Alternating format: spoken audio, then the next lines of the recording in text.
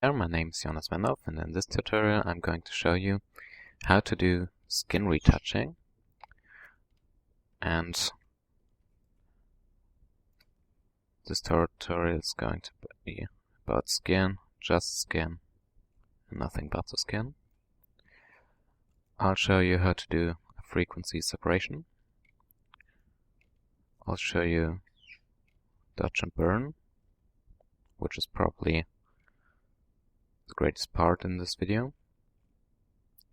I'm then going to show you how to do some color correction on your image, how to enhance some details, use some macro level dodge and burn, and finally do another step of color correction, which all involves my supporting layers. So let's start from the basics.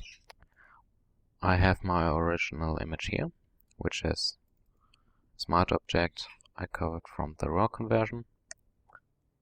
As you can see here, these are just some normal adjustments to get the image looking right in the raw converter. And now what I'm going to do first is create a frequency separation. To do this, I'm going to duplicate my layer, rasterize it, and duplicate it again. Name this one high and the bottom one low. What we're going to do now is we're going to deactivate the visibility of the high layer, and I'm going to blur my low layer. For the blurring, most people prefer a Gaussian blur. I like to use the dust and scratches filter because it preserves edges a little better, and so it's not as easy for me to get color spill. I choose a radius that will give me nice soft skin, because I don't want any of the defects or any of the texture to come through. After I've found the right radius, in this case about 20 pixels, and a threshold of 0 levels, because higher the threshold, the more details will come through, and we don't want this in this step. We might want this for hair retouching, but since this tutorial is about skin retouching, we are not going to use a threshold. So pick a radius of 20, a threshold of 0 in this case, and just press OK. Now activate my high layer once again.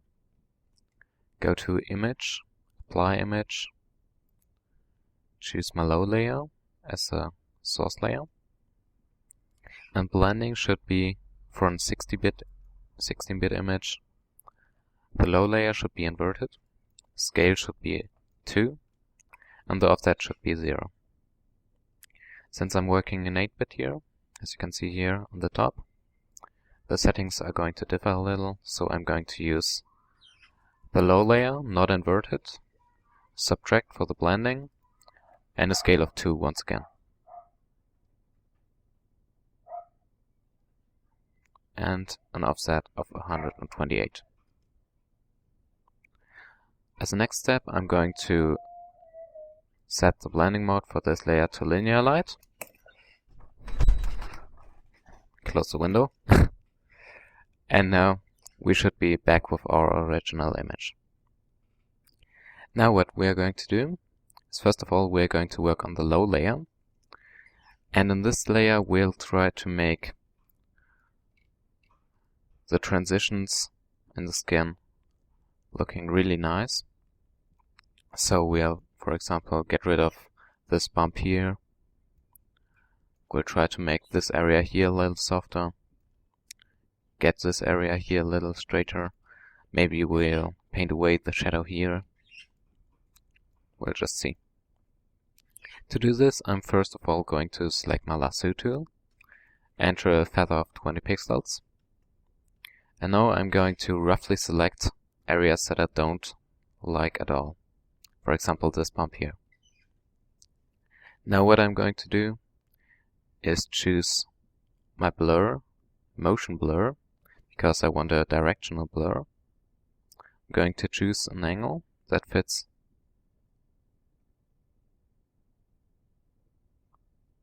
the image. And now I'm going to set up my distance so that we don't get any color spill and still get rid of the blemish. I'm going to do the same with a little Gaussian blur. To reapply the same blur, I'm going to hit Command or Control F. And this way we're just going to selectively go around the image and get rid of some of the blemishes. Might as well use surface blur, but this might be overkill for this image.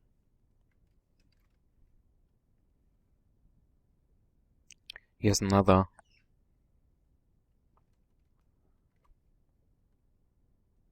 nice way to show you the benefits of the motion blur, because in this case, if we were to set up the original Gaussian blur, you can see that there's a little color spill from the background to the layer. And because we don't want that, we're just going to use an angles motion blur, which will get rid of most of the blemish. And now we can get along with a much softer Gaussian blur, and that way we don't have any spill in our image. Now use this to get around your image.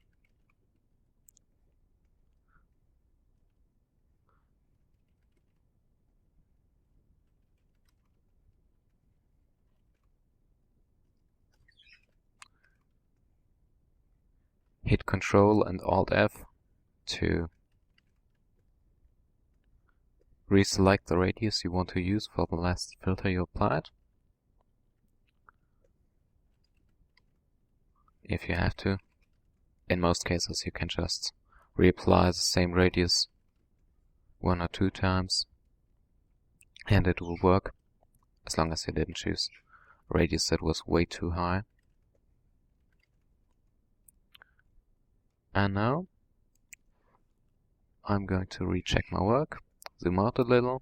It's always a very good idea to zoom out, because otherwise it's very easy to forget about the whole picture and get a bad side of it. So I'm going to show you the first before and after. As you can see, some of the transitions, especially in these areas here, have been smoothed out without losing any detail. And so this was a very easy, very fast first step to get to the beautiful but natural skin. Now something else you can do with the low layer is to create a new layer right above the low layer. Choose your brush tool for very low opacity and flow. I'll set mine to 30 and 30 and check the option to give the more pressure I put on my pen, the more opacity is used to put the paint on. And now I'm going to pick my brush tool, and with an alt click I can sample colors and just brush over the areas that I don't like. For example, this shadow here is a little too harsh for me, so I can just brush over it to get rid of it. Of course it says give me some spells, so I'm just going to press E, get my eraser tool, and now this looks a lot better already.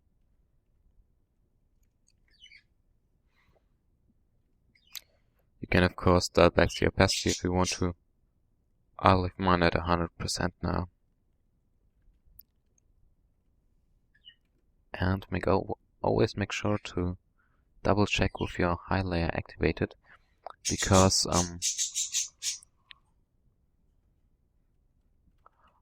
although the dust and scratches tries to preserve some of the edges, it's not perfect at it, and so sometimes we don't see the real edges, and so it's always best to double check with the high layer setup. Now this looks good to me.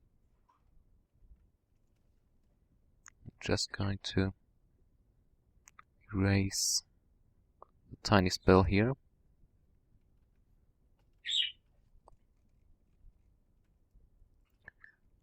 And now we're going to work on the high layer. For this we're going to work with the clone stamp and the healing brush. Both that sample to current layer only, because we don't want to sample from the layers below, because that would give us contamination of the colors. What we're going to do now is choose a radius, choose a size of the brush that we want to use, give it an alt click to sample a nice part of the skin, and just paint over the areas that we don't want, so that we want to replace with the texture we just sampled.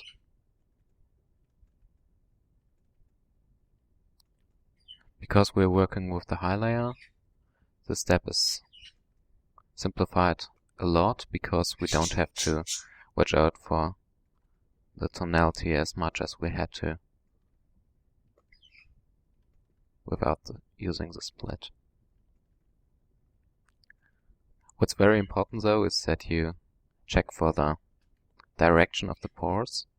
So for example, as you can see, the pores on her cheek here are pretty different from those above her mouth, and so make sure not to mix and match, because it will look fake however you do it. So I always try to stay pretty close to the area I want to heal, so I don't get two different kinds of pores added together.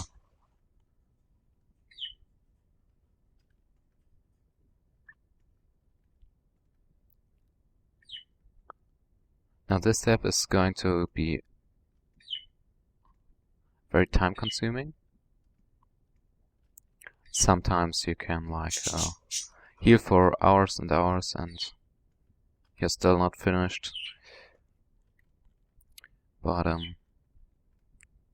I'm going to speed up a little here, so you don't have to watch me do the whole thing and get more and more bored.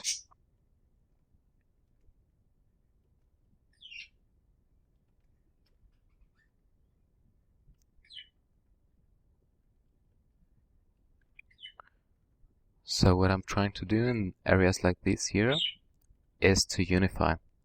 I don't want to remove all of the texture. I just want the texture to be uniform, because when the texture is uniform, the eye isn't going to stop on this area. So I always have my eye floating around the image, and if it stops at any point that I don't want it to stop, I'm going to get rid of it.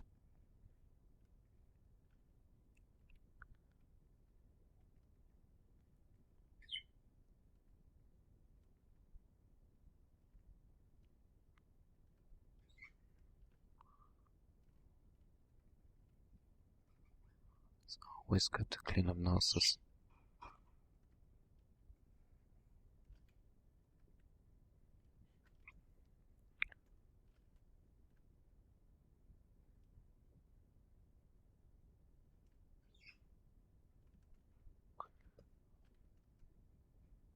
You might also have noticed that my brush is set up angled and with less roundness than you might expect. This is because I don't want to sample too much color or too much information, and I just want to work very selectively, and so with a brush set up like this, I'm going to affect less space with a stroke than I would with a perfectly round brush. As you can see here, you can work very selectively and don't have to repair a larger area than I really want to repair. And so this gives me even more control over my brush and my healing.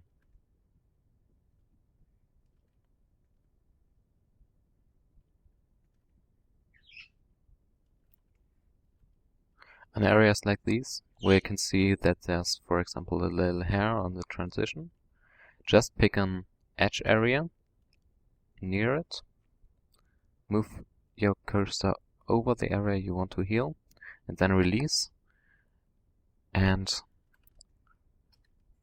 the healing brush will automatically detect the edge and not spill the colors all around.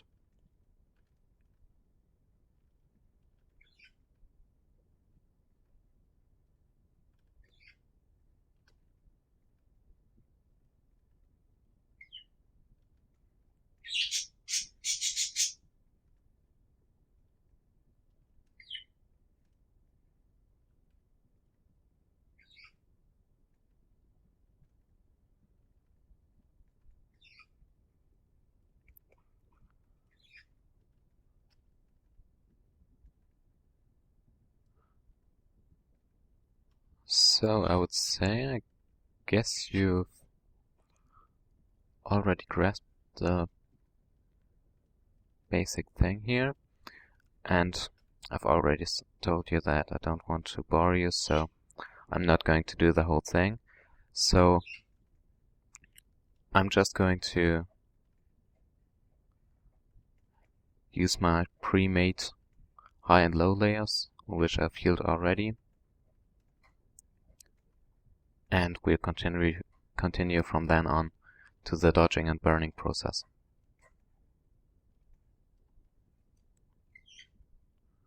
So I have my high and lower layers here. As you can see, all I did was some cleanup here as well.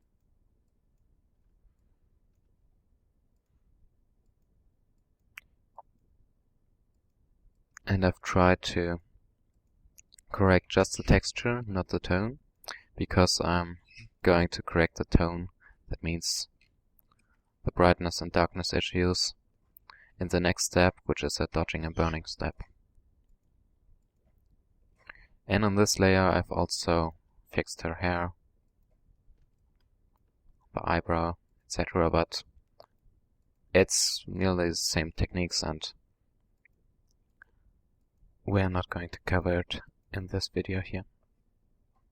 So I'm going to continue with these, so I'm going to delete my progress I made so far. And now we're going to the dodge and burn step.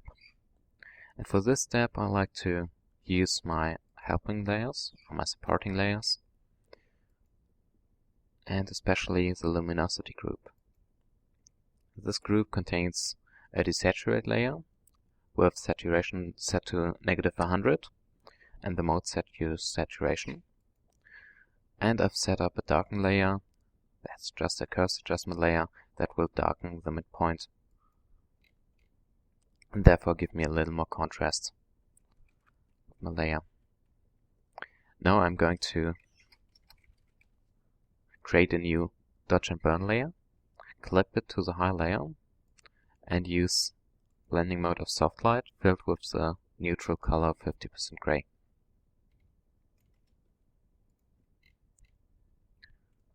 I'm going to reset my swatches using the D key or this little icon here. Set up my brush so that it's really small. Set up my opacity to 20 and 20 for starters. And remember that I still have the pen pressure set up. And so it's not really going to be 20 and 20, but rather like 10 and 10. So the main thing is that you use a really low setting or really low pressure. Some people like to work with 100% opacity and 0% flow. My preference is using it this way, but that's up to you. It's personal preference. Nothing you should really worry about.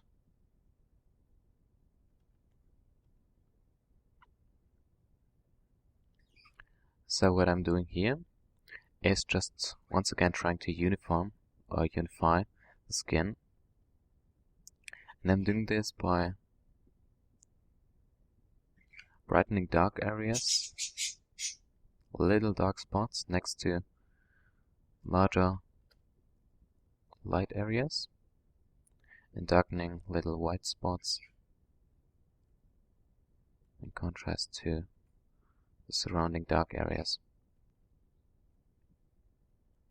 I keep switching my foreground color to black and white. I've set up my tablet so that the middle key will switch my foreground and background colors, because I do a lot of dodge and burn.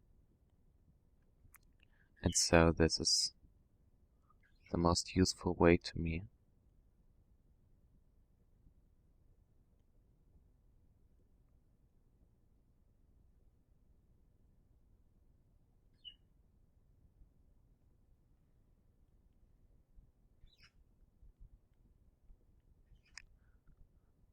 Now the dodge and burn process, as I told you in the beginning, is going to be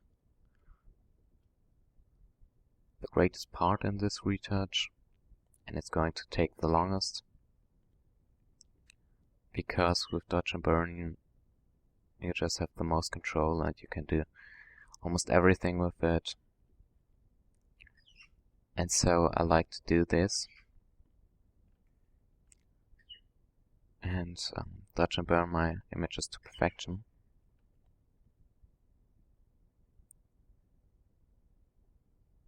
Which of course takes time, but it's worth it in my opinion. And of course you don't have to go into too much detail if you want to. You can work faster. Dodge and burn is not a technique that you have to use to perfection. You may just do a 50-minute dodge and burn and it will still look better than any filter you might use.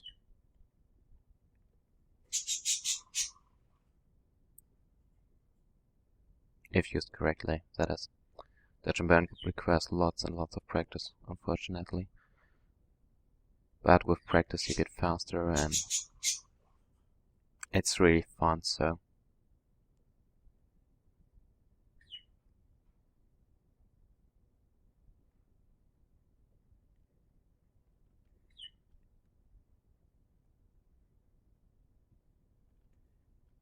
You might also notice that I'm always switching places and always going from one area to another, not working continuously. That is because sometimes when you get time pressure and you've just worked out one area to perfection, it's impossible to correct the other areas, and so I'll rather do an overall perfect looking picture with uniform quality of the skin work, which will look much more natural in the instance.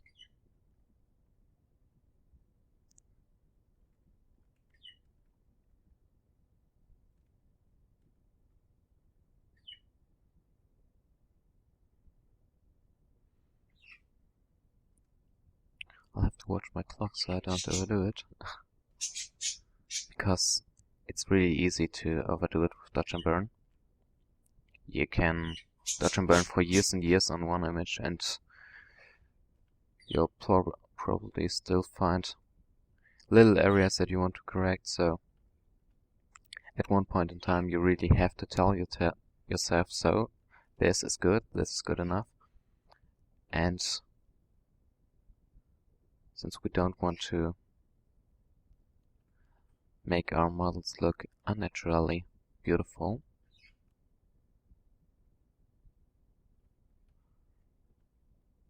It's always a good idea to step earlier than too late.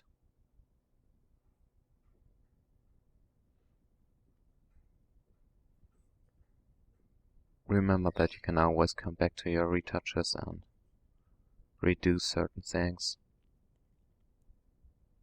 or add a little more dodge and burn, or color correct one area.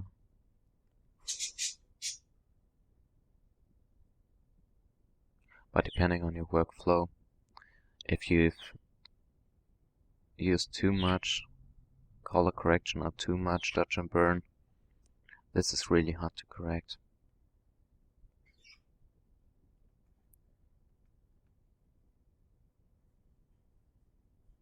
It requires lots and lots of changes. And so I would recommend to rather do a little less when you're just beginning than to overdo it right from the start. Oops. Too much pressure.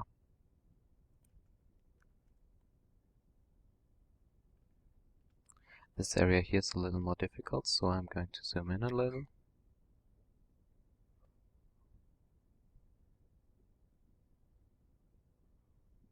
And correct it from a higher zoom level. I don't work on a zoom level that high regularly because it's too easy to overdo it when you're working this close up.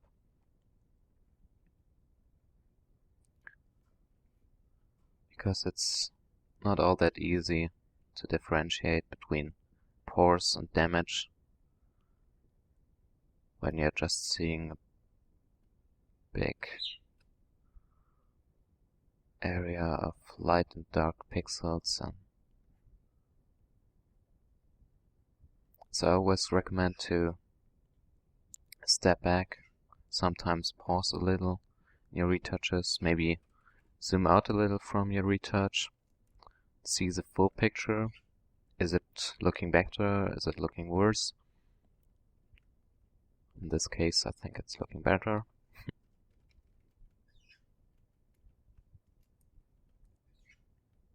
But I've seen this area here that really bothers me, so I'll just correct it. And this is really the way I work, so I sometimes zoom out, check the full picture, see an area that still bothers me, and correct it. Then zoom out again, see if there's other areas, and correct them. Of course, if you can see the areas at the zoom ratio you're currently in, it's better to correct them than always having to zoom out, but zooming out can really help your process and seeing which areas still need dodging and burning.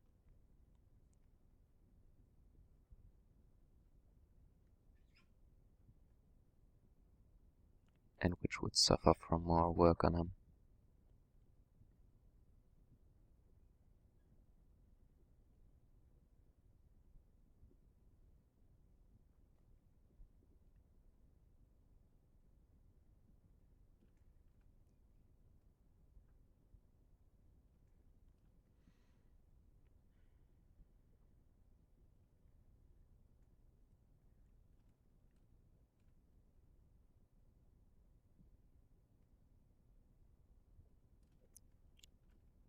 Now, one more important thing is that in this step I'm not going to work on the overall transitions between light and shadow, so I'm just correcting damage here.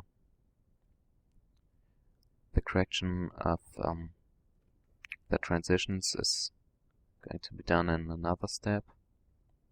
I always like to keep them separate because sometimes I like to blur my dodge and burn layers, or change the opacity settings, and so it would be less comfortable to have both the macro and the micro level changes on one layer.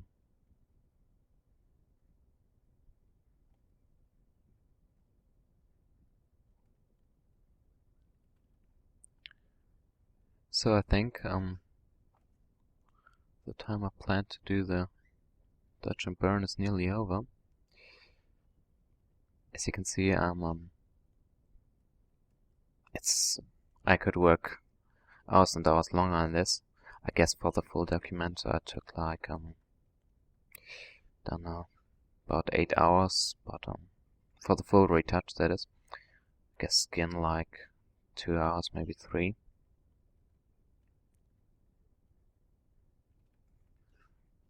So you can see that this is not going to be perfect in this step, because the time is just too short. But that's what I've used some of my own documents, so I can show you the final results that I got from a few hours longer of dodging and burning.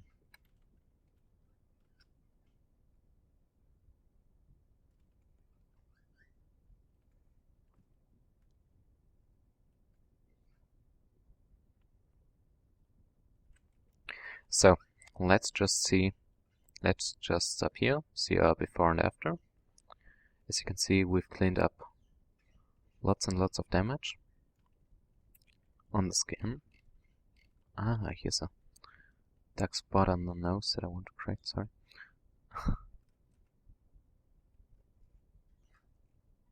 I told you it's hard to resist. We could also work on the hands. It's always a good idea to work on the full body, because many retouches you see that the retoucher worked on the face. The skin just looks perfect, but it's a full body shot, and so he didn't work on the chest, or the neck is completely unretouched. And always make sure that you're working on every area of your image and not just selectively on one area, because otherwise it will just look like a fake and a bad retouch. We don't want this to happen. So. Oh, and don't be afraid of Command Z. This has saved my life so often, because sometimes you just overdo it. For example,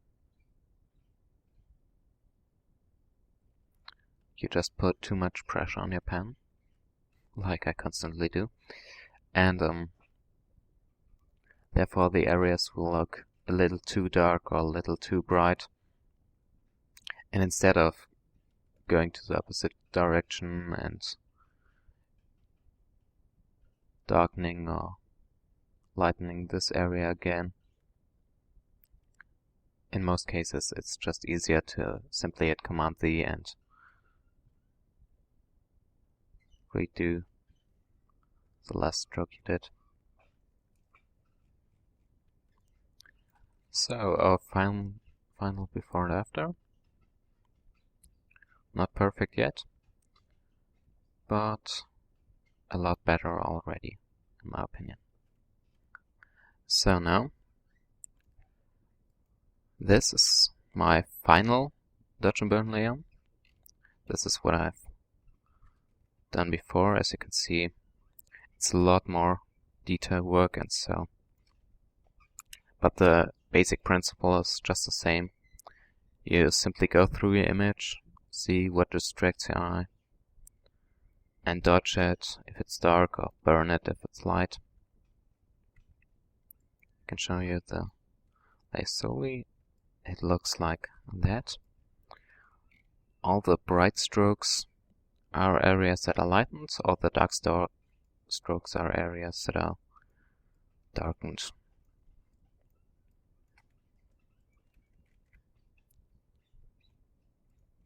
So delete my dodge and burn layer once again. And what we've done so far is this. So we've cleaned up her face from the damage. I've also dodged these areas on her lips because they looked a little bloody. And so I just dodged them to make them look fine and repair the lips. Now the next step in our retouch is the skin group. And first of all, I'm going to do some color correction.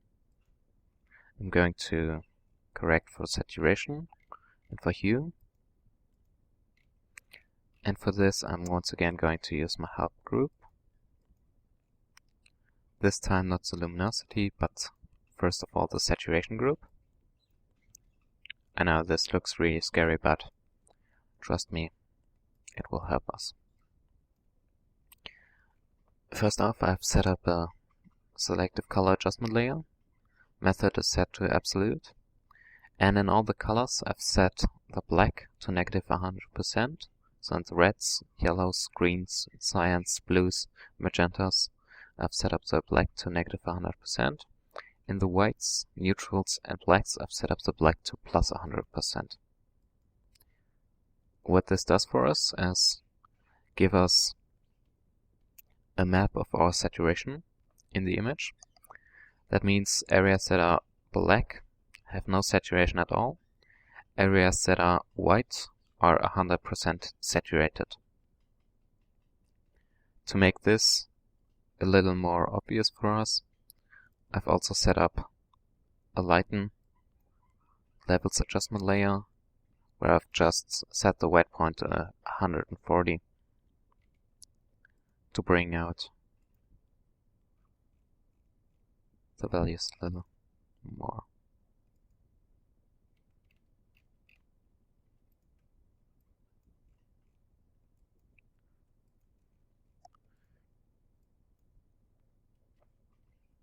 Now what I'm going to do now is set up a new layer, call it saturation, and put the mode to saturation. On this layer we are going to saturate and desaturate certain areas of our image. To do this, I'm going to set my foreground color to 100% saturated color, for example perfectly red. And I'm going to set my background color to a 0% saturated area, for example black. Now with my red, I can saturate areas. So I can lighten areas up within our saturation map. And with black, I can desaturate areas. For example, this area here is a little too bright compared to the rest of the face, and so I'm just going to desaturate it.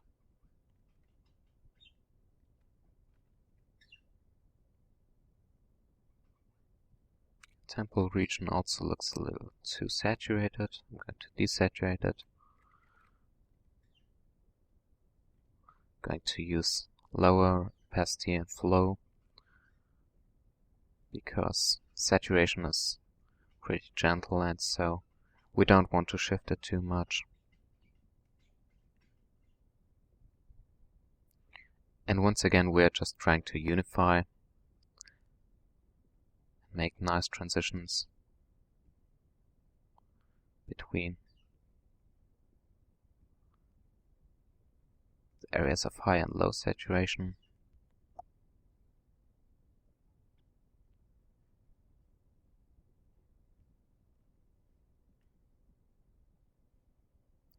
example, desaturate this area here. It's a little too saturated.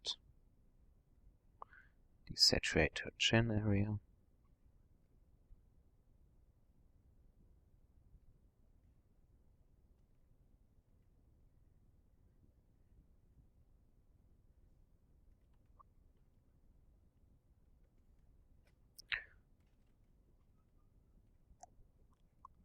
Once again, add a little saturation here.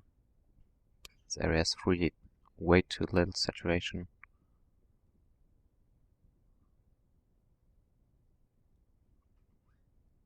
Don't worry, I'm going to show you the before and after soon, so you can see what you're really doing here.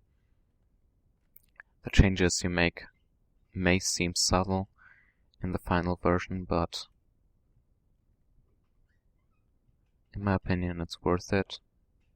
If you've ever seen Amy Dresser's work, you can see that she has a really nice eye for color, and so what she does is a pretty similar process to what we're doing here.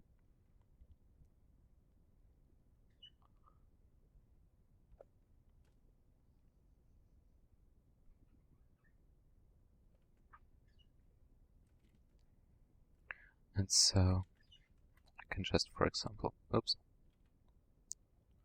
desaturate this area here on my fingertip. Set up my opacity and flow a little higher, so I can work a little faster.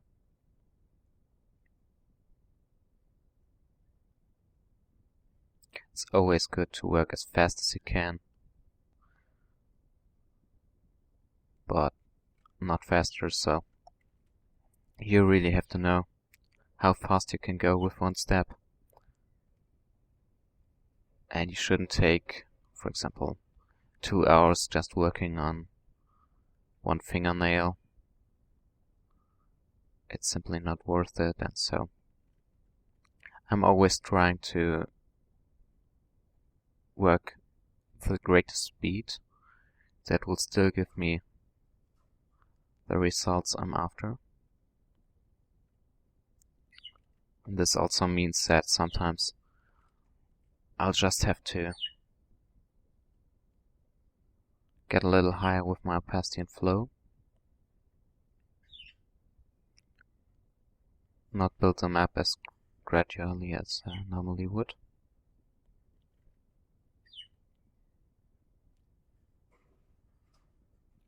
But since our eye is the most sensitive to changes in luminosity, a little less in saturations of saturation, in changes of saturation, sorry, and the least sensitive to changes in the hue. It's really easy for me to go a little faster on this saturation layer here, because it's not going to be as obvious as the other two parts, or as the saturation, as a luminosity part.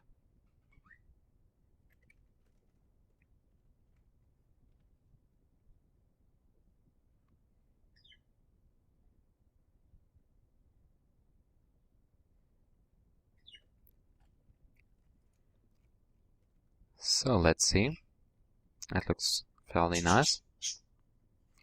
Now I'm going to deactivate my saturation group once again. And let's see what we did now. I'm just going to toggle my saturation layer on and off. I don't know if you can see it, but this area here, in the before it looked really saturated. These areas here, they had just too much saturation for the brightness area, for the brightness level, and so we just ever so slightly toned it down and unified the saturation in this area here. This is especially helpful after your dodge and burn process, because otherwise, I'll just zoom out in extremely here. You can see that these areas were just too saturated, and now they have a good saturation once again.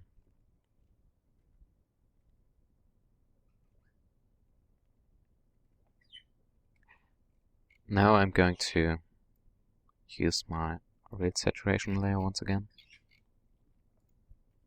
You can see what I did here was nearly the same. So I desaturated some parts, saturated others, just to unify the whole look of the picture and the saturation. Now the next part is to color correct the hue. For this I've once again set up my help layers to give me the hue. Don't worry, this looks gross, but it's going to be helpful anyways. What I did here was, first of all, pick an invert layer, set to 50% opacity, and clip a hue and saturation layer to it with the hue set to plus 180. This will just give me saturation, or the base color of the image. Now I've set up a new layer of 50% saturation. That will just unify the saturation because it's in saturation mode. And I've set up a solar curve right above it that will differentiate the hues a little from each other. And so this makes it really easy for me to see where the hue differs from one area to another and to correct it. So, what I'm going to do here is set up two hue and saturation layers. One called hue -15. I'm going to set the hue to -15, change the mode to hue, and add a black layer mask to it. And another one, hue +15, and I'm going to change the hue to +15 for this one. Now if you want to see which area does what, so which area does lighten or darken the image, just shift click on the masks and you'll see, for example, the hue +15 will make these areas here a little brighter. Hue -15 will make the bright areas a little darker. And so we can just use our black and white brush to make the areas come closer together.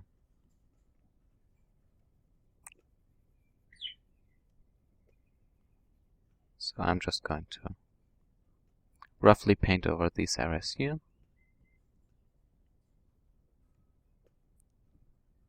To change the hue a little.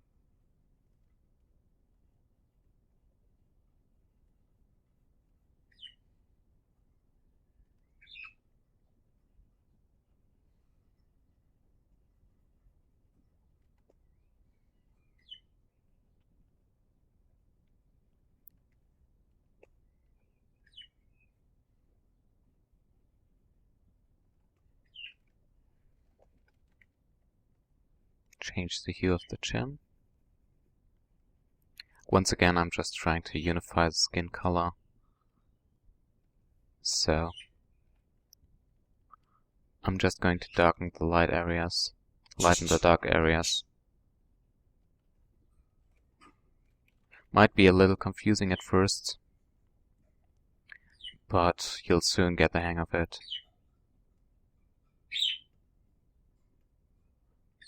And appreciate this view because you can really see the changes that you couldn't see as easily without the supporting layer. As you can see here, for example, the fingertips, they're really green, and so they look really different from the rest of the skin tones. And so to correct this, I'm just going to wrong layer, sorry. Go to my hue +15 layer and paint white over these areas. And so I've easily corrected the hue on the fingertips, and they'll now look closer to the rest of the image.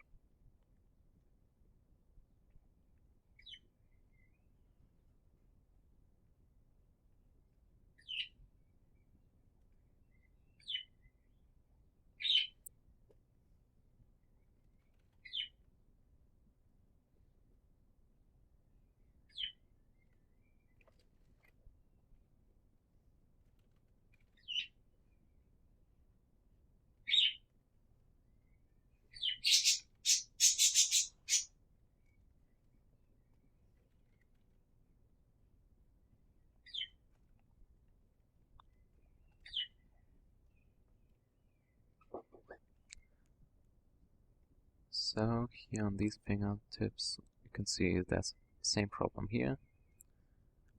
We'll just darken these, make them a little more magenta in this case. Don't worry, they're not really magenta, but it's just the preview that we get here. The supporting layers. Depending on how you set up your layers, your supporting layers, it can also look a little different. That's why I've set up mine in an action, so they'll always look the same, and it's really easy for me to see when I'm going to use which hue shifting layer.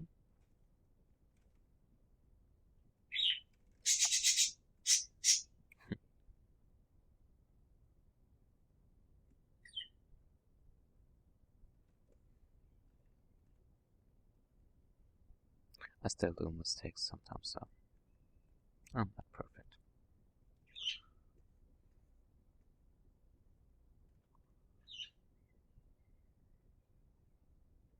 So now I'm going to tackle this area here.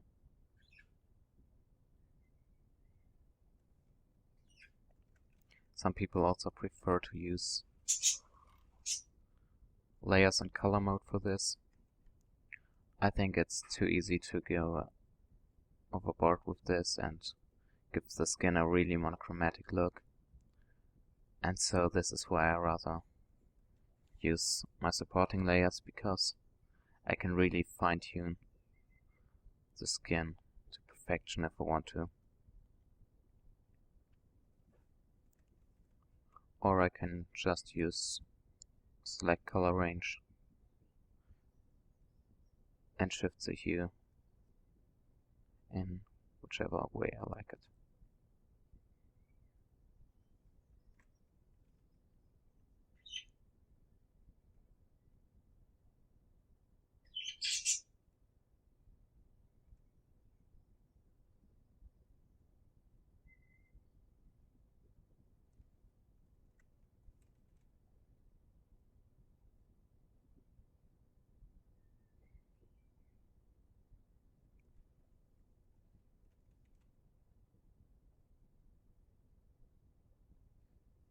Of course, if you don't have the pain, if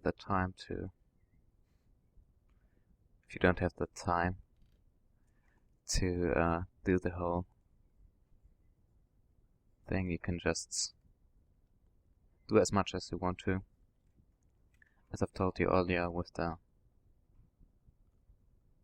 dodge and burn layers, the dodge and burn is the most important, then the saturation hue is really the least important aspect, and so I'll just call it quits here, after correcting the ear, of course.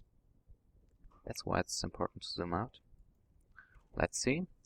We'll have to shift the hue a little points towards the positive side.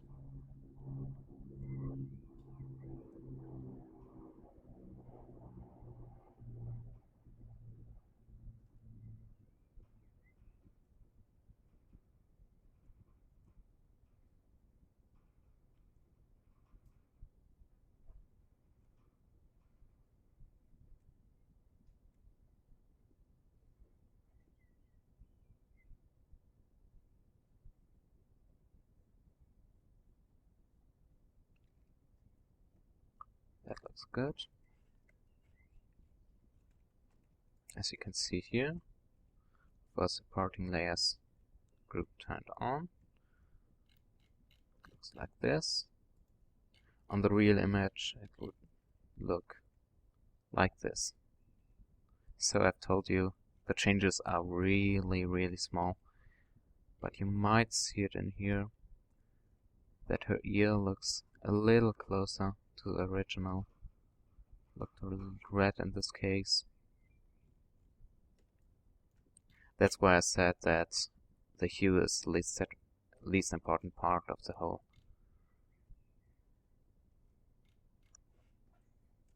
thing. And so I've just set up my hue layers here. And to give the cheek a little more redness, I've also used a very light hue and painted over the cheek here to give it a little more redness back.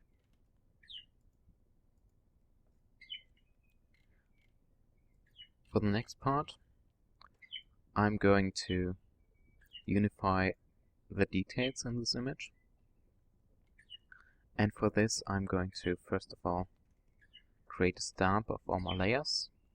I'm going to hold down my Alt key and go to Layer, Layer, Merge Visible. I'm going to call this layer Details. Convert it to a smart object using Filter and Convert for Smart Filters. I'm going to use Filter of a high pass on it. With a very light radius, I'm just going to see the skin details. For example, 3.5 works fine for this image. And then I'm going to add a little Gaussian blur. 0.5, that works. Clip a levels adjustment layer to it. Call this one Contrast. And we're going to add really much contrast. I'm going to 115 here. And 145 here on this one. So we've basically set it up symmetrical. And now I'm going to desaturate the whole thing, because I don't want to introduce any new colors. Don't worry, it's not going to look as cruel as it looks now when we're finished here. Now I'm going to tone the shadows and the highlights according to how they would look in real life. For example, the shadows would look a little on the cold side, highlights on the other side are going to be a little warmer. So we've just toned it ever so slightly. And now I'm going to set my details layer to soft light blending mode. Give it a black layer mask. And now we can just use a fairly low opacity brush to paint in details where we need them. For example, in this area here, I'm going to need a little more details.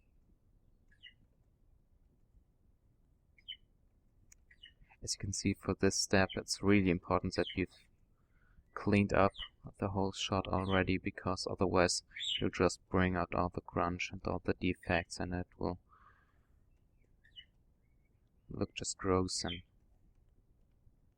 so make sure that you've already cleaned up the whole image before you're going with this detailed step.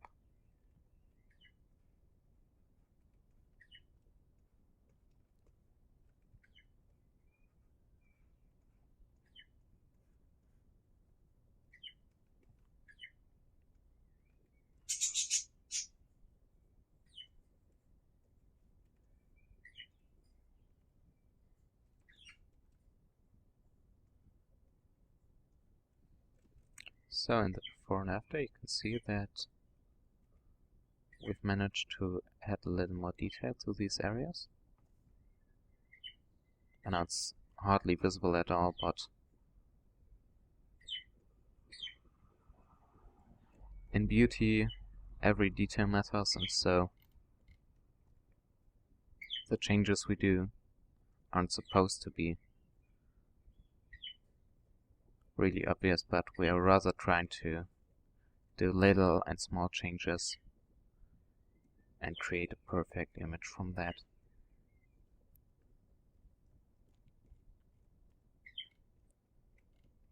In the final, my details layer looks like this. The mask is a little more sophisticated, so I have worked a little longer on it to really bring out the details. But I've also set down the opacity to 40% because the details layer was a little harsh on this one. And I've once again colorized the shadows and highlights. Now the next layer is my dodge and burn layer once again. But this time we're not doing micro level dodge and burn, but rather macro level dodge and burn. For this I'm once again going to set up my dodge and burn layers, called dodge and burn.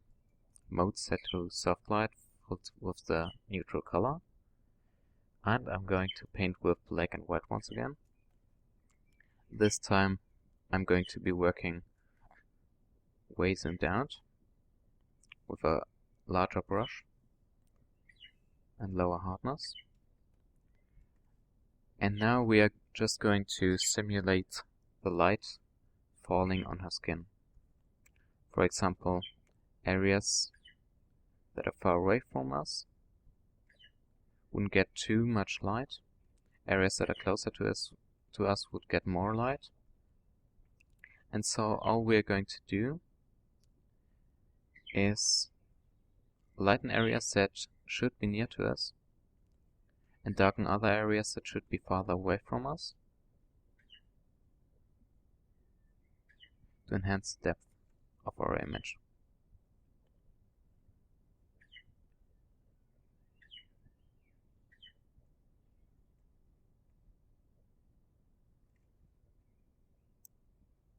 For example, we can slim down her nose by bringing some shadows on the sides of her nose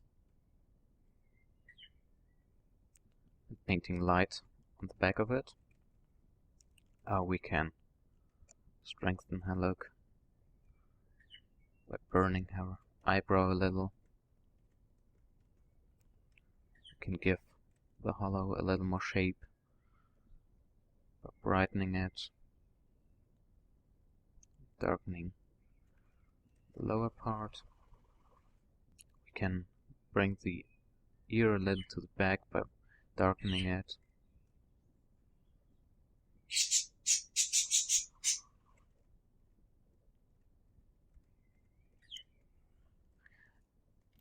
We can add volume to the lips by just darkening the upper part, the lower part, and bringing light to the middle of it. Do the same for the upper lip, just with a little more care.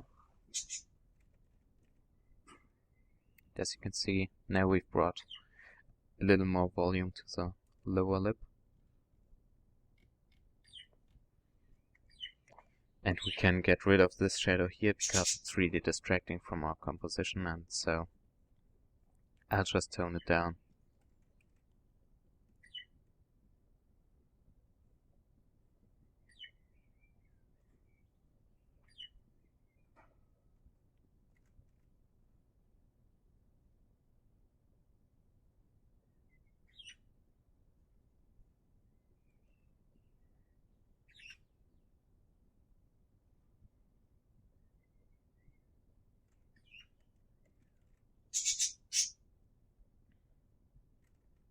I know this is not a realistic step, but I'll just show you the before and after, and this shadow is something you wouldn't really see in real life because your eyes wouldn't focus on it, and so you wouldn't even realize there's a shadow there. But in photography, all the details are as they were seen by the camera, not as they were seen by a human observer, and so this shadow really stands out and distracts from the main composition. As you can see now, the chin area is a lot less obvious, and it doesn't look so freaky anymore, because the shadow's gone. And I bet you wouldn't miss it. So these are the areas where you really have to let your creative vision come through, and of course you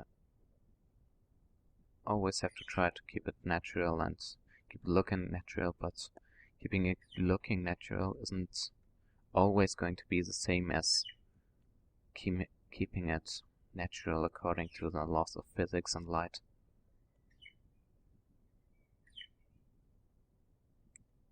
Because we sometimes see things a little different than they really are.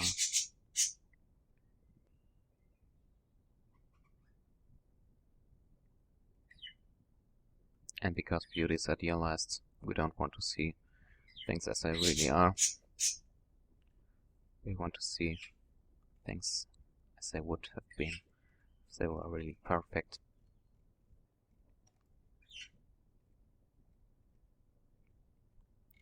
But something that's disturbing me on this layer is that it's introducing some color shifts to my image. Don't know if you can see it, but for example in this area here, it's shifting the color a little. The ear is getting a little less saturated. And so what I'm going to do for this layer is just set up a luminosity layer underneath, brightness contrast adjustment layer, which I'm just going to call luminosity. And I'm going to set the mode of it to luminosity as well. Now what I can do is just use my dodge and burn layer, right click on it, and choose create clipping mask. And now what this does is create the soft light, these changes based on the luminosity of this image. So you can see this was the before, this is with the base layer set to normal, and now I've set it to luminosity, and you can see that the color shifts that we just saw in our image are gone. And so we can work a little more freely because we've already corrected the color. We don't want to introduce new color shifts to our image.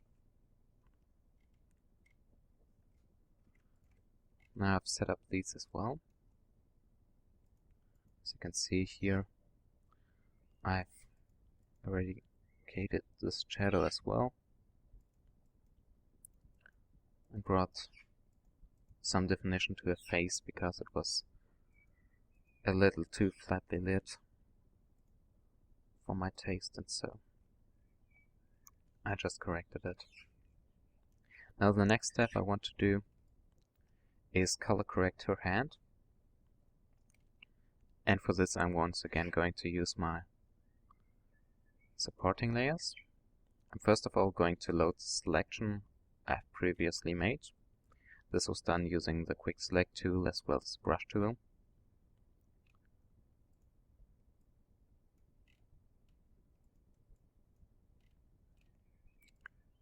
And I'm first of all going to activate my luminosity group and create a new curves adjustment layer with this selection active.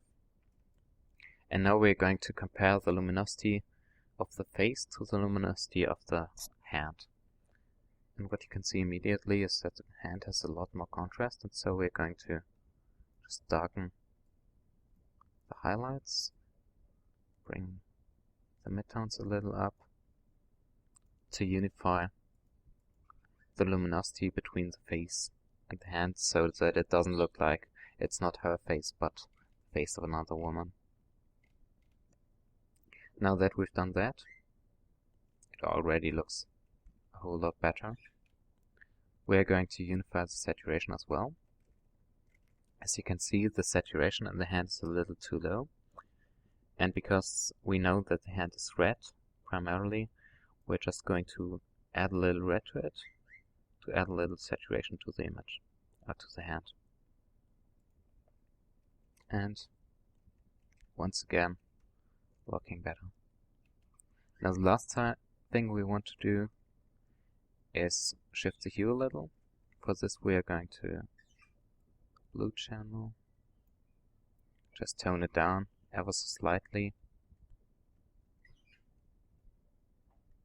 because we wanted to introduce some yellow to it.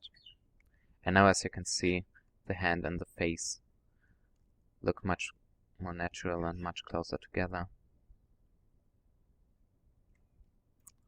and not like they are from two different persons.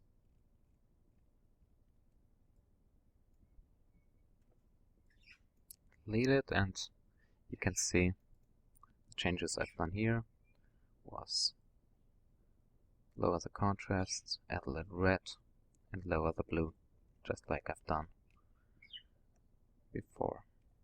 Now for the next part I did another saturation shift, and this was just to correct the area underneath her chin, because I've lost some saturation there, and so I just color corrected it once again. Now there's another layer that I want to show you. This is a gradient map, and this was just used to unify her skin color, because I still didn't think that the skin color was nice and even enough, and so I just painted a mask of her skin, choose a new gradient map adjustment layer with some, It's important when you set up the gradient map that you activate the gradient map and not the mask, because when you activate the mask and you want to pick a color, it's always going to pick either black or white or whatever it is that's in your mask. And so make sure to activate the gradient map itself. And now I've set up 3 stops, and I've just picked a dark, a mid-tone, and a highlight color from her skin.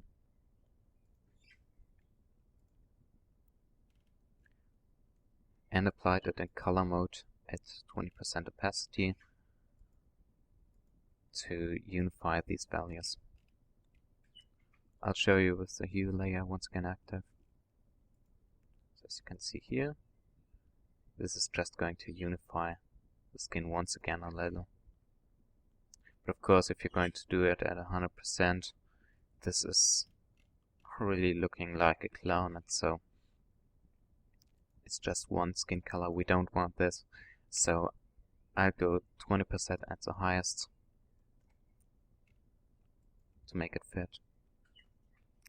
Now, because the skin color still didn't look completely right, I also clipped the hue and saturation adjustment layer to it and shifted the hue plus 3 points to make it look a little more even still.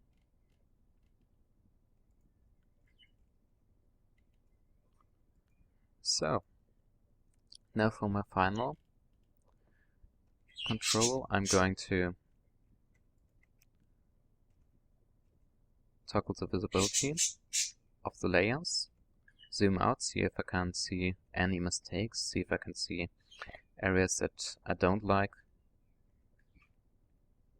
which is not the case in this retouch, because I've already done it, so this wasn't to be expected. Or I can just activate a solar curve on top of it and see if there are still areas that look blotchy. For example, in the before image you can see all these blotchy areas here and all these pimples, and now in the after version you can't, so this is another way for me to check my final work. And in this case, I'll have to admit that I'm pretty happy with it. So I hope you've enjoyed it, learned a thing or two. If you have any questions left, feel free to email me, jonas_wendorf@web.de, or just Skype me jonasw234.